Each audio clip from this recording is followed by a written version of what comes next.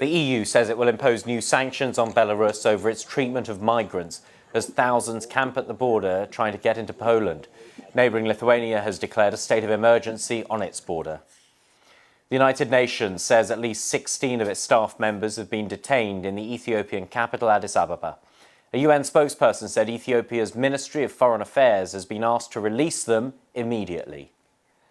An international group of scientists says the world is heading for disastrous levels of global heating, even if the short-term goals agreed at the climate summit in Glasgow are met.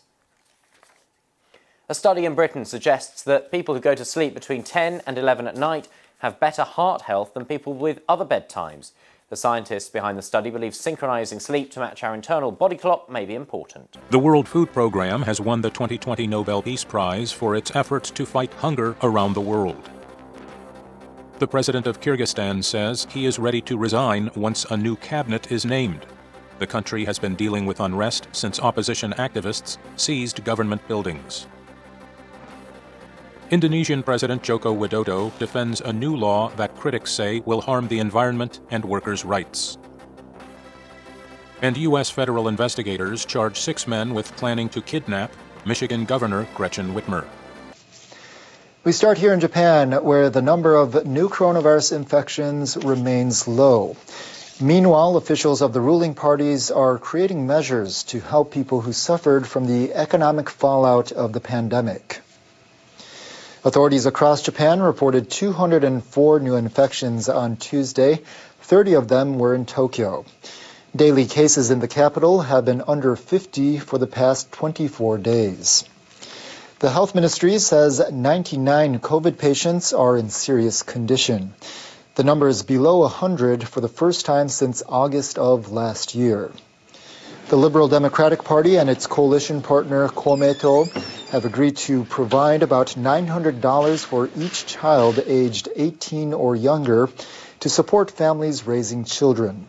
The parties are also discussing whether to set a limit based on income in order to exclude wealthy families. The issue has become a hot topic among the public.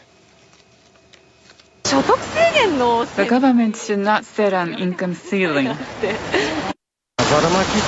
Some people accuse the government of trying to give away taxpayers' money.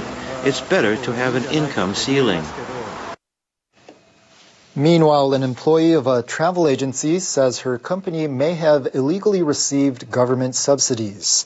The company has received about $4 million from the government to compensate employees who took time off. But documents obtained by NHK suggest that at least 106 people have actually been working since July of last year, though the firm claimed they were absent. The travel agency may have illegally received subsidies worth about $620,000. Labor authorities are looking into the allegations.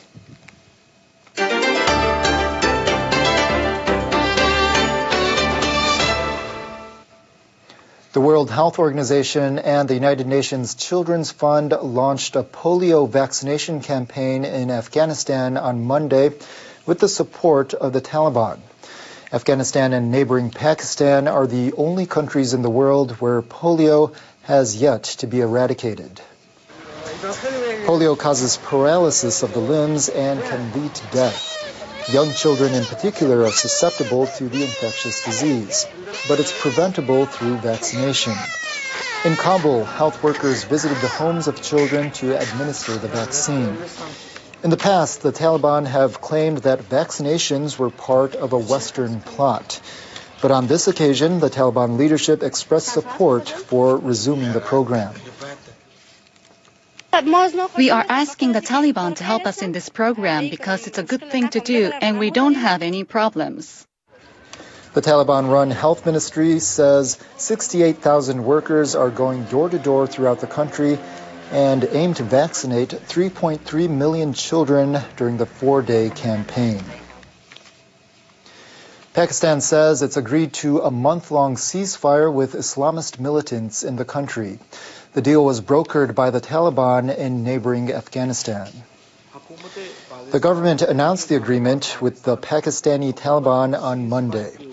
The Pakistani Taliban also said in a statement that the ceasefire will last until December 9th and could be extended if both sides agree. The group was formed in 2007 by insurgent groups in Pakistan that supported the Taliban in Afghanistan. Its members have repeatedly attacked Pakistani government and U.S. targets. An attack in 2014 on a military-run school in Peshawar killed over 150 people, including more than 130 children. The group also made headlines around the world in 2012 when it attempted to kill an advocate for women's education, Malala Yousafzai, who was only 14 years old. Pakistan's government and the Pakistani Taliban held unsuccessful peace talks in 2014. A local newspaper quoted a source as saying the recent deal was mediated by Sirajuddin Haqqani, a hardliner who serves as acting interior minister in the Taliban interim government in Afghanistan. The UN Undersecretary General for Humanitarian Affairs is warning the situation in Myanmar is deteriorating. Martin Griffiths says more than 3 million people are in need of life-saving humanitarian assistance because of the growing conflict. He says this number will only rise unless the violence ends. Griffiths said on Monday that hostilities have been escalating recently in the northwest of the country between Myanmar's military and armed civilian groups and ethnic minorities. He said more than 37,000 people, including women and children, have been newly displaced.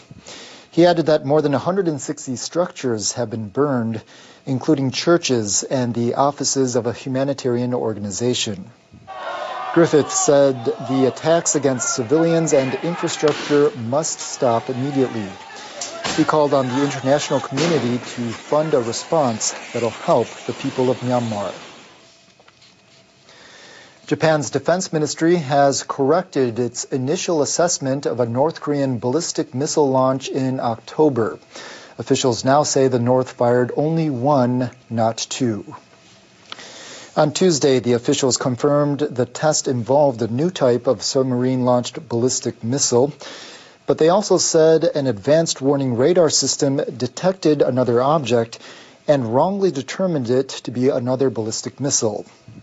The officials had previously maintained their initial analysis, even after their U.S. and South Korean counterparts said the North only launched one. They say mistakes like this are very rare and that they'll work to prevent a recurrence. Recent satellite images show what appear to be full-scale mock-ups of U.S. military vessels in a desert in China. One analyst says they're likely designed for target practice. Reuters news agency says the images show objects shaped like a U.S. aircraft carrier and two guided missile destroyers in the Taklamakan Desert in the Xinjiang Uyghur Autonomous Region. They were taken in October by U.S.-based Maxar Technologies. The structures are at a site believed to be used for ballistic missile testing.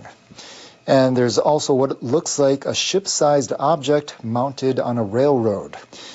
Nishimura Kinichi is a former intelligence analyst at Japan's defense ministry. He says the object can simulate a moving aircraft carrier and be fired at with ballistic missiles. Nishimura says the structures indicate China's concern over the United States' increasing involvement with Taiwan. He added that China may be demonstrating its advanced capabilities to attack vessels at sea.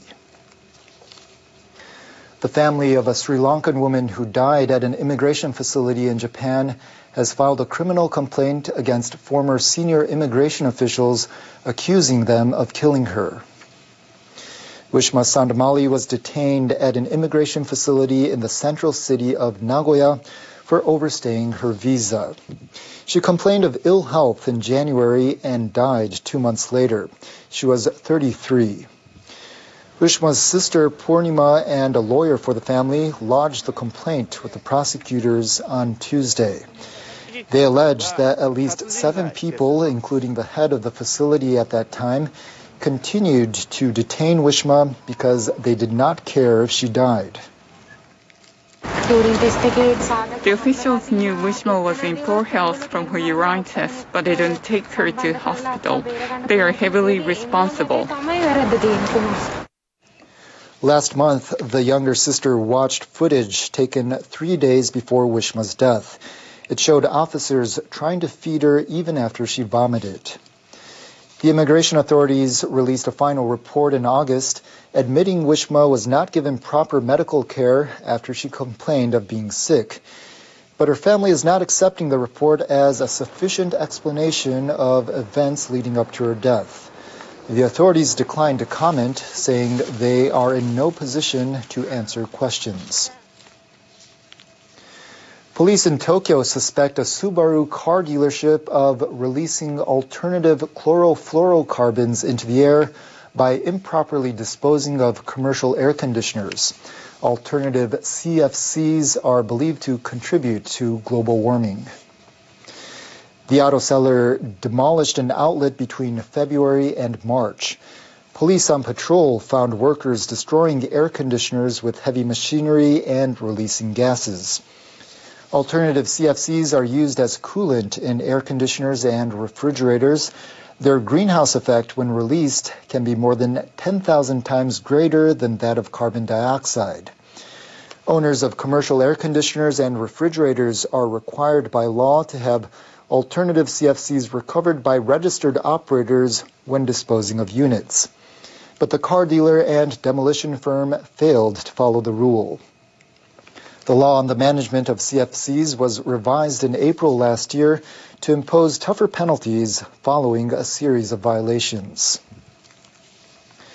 The Pacific Northwest is being battered once again with strong winds and heavy rain. Our meteorologist Sakamori has a look at the situation in world weather. Hello there. A chain of low-pressure systems has been impacting parts of western Canada, including Vancouver. On Saturday, a rare phenomenon took place. Take a look at this video. A waterspout was caught on camera off Vancouver's coast Saturday, prompting a tornado watch for the area. The twister formed near the city's airport, and residents took out their cameras to capture the moment in the midst of the stormy weather. Media reports said aircraft were not impacted by the funnel cloud, but it seems the same cell touched the ground and also moved over the University of British Columbia. It's actually the first tornado to hit the city in about 50 years or so. Now, we'll continue to see stormy conditions because a series of low-pressure systems will continue to affect the west coast of Canada and the United States. Mountains could see heavy snow. Wyoming could see up to 50 centimeters of snow into Tuesday night. And the coastal locations such as Oregon and also British Columbia could see gusts of over 110 kilometers per hour. Looking quite chilly in Winnipeg, 4 degrees is in the forecast. Washington, D.C. at 20 degrees on Wednesday, but it's going to go down to 13 degrees on your Saturday. Heavy rain has hit in parts of southern India. We saw lots of heavy rainfall. Over 120 millimeters rain has fallen. Floods took place in Chennai, killing several people. It was the heaviest rain in 6 years. We will continue to see heavy rainfall over parts of southern India as well as Sri Lanka. Meanwhile, a vertical line of heavy rain drifted over Japan on Tuesday. We saw lots of heavy rainfall and strong winds caused structural damage over Hokkaido. Hokkaido will continue to see stormy conditions into Wednesday morning, and a low-pressure system which has a cold air mass aloft will bring a chance for thunderstorms on the Sea of Japan side of the nation. Temperature is going to be as follows. That's it from me. Have a nice day.